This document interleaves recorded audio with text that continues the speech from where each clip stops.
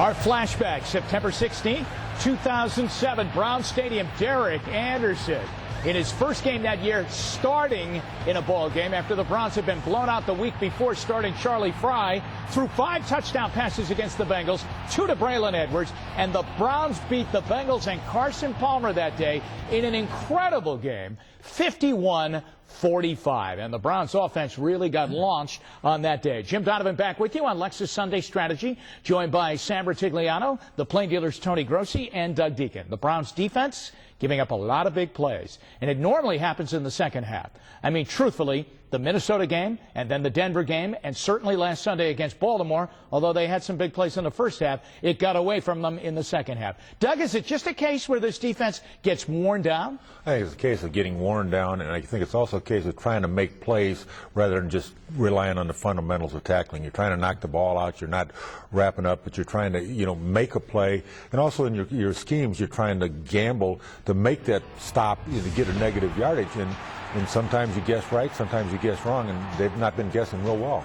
What do you think, Tony? Is it a problem? Is it a problem with personnel? Did these jet imports that came with Eric Mangini, are they not working out? Well, they're not exactly Ferraris that he brought in here. I mean, they are not the fastest guys to begin with. And this team has an older defense, age-wise.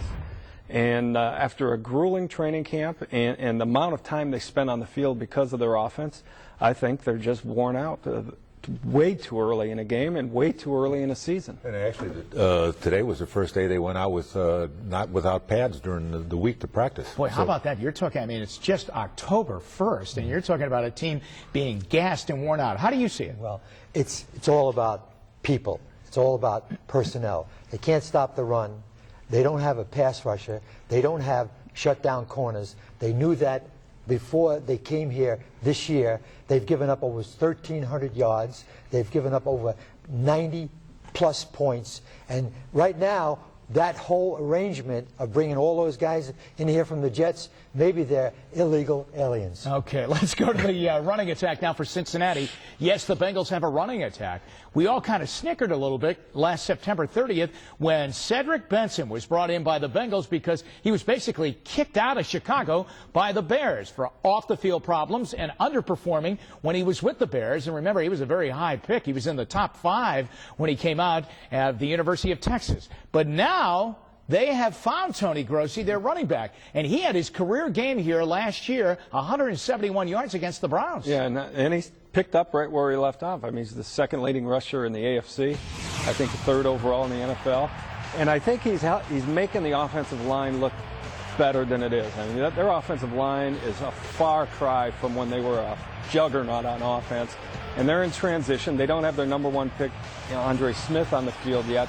But having Benson is just keeping that offensive line from collapsing, and it opens things up for Palmer. Boy, and you remember, they had the Johnsons back there. They had Jeremy Johnson. They still have him. He's got a rebuilt knee now at fullback. But they had Rudy Johnson, and before that, of course, they had Corey Dillon.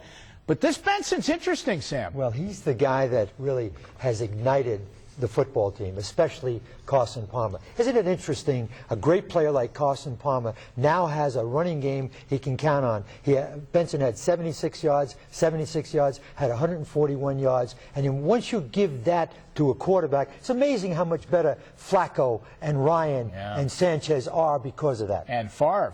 Right? I mean, when you get Favre, Adrian Peterson, Doug, but, I mean, Benson's been a nice pickup for them. Yes, he has, and they've kind of gone retro. I mean, you think about it, they got a big back, and all they're going to do is, run them off tackle like they used to in the old days. You got a pocket passer. Everybody else is spreading everybody out, but they've kind of gone back to the old days.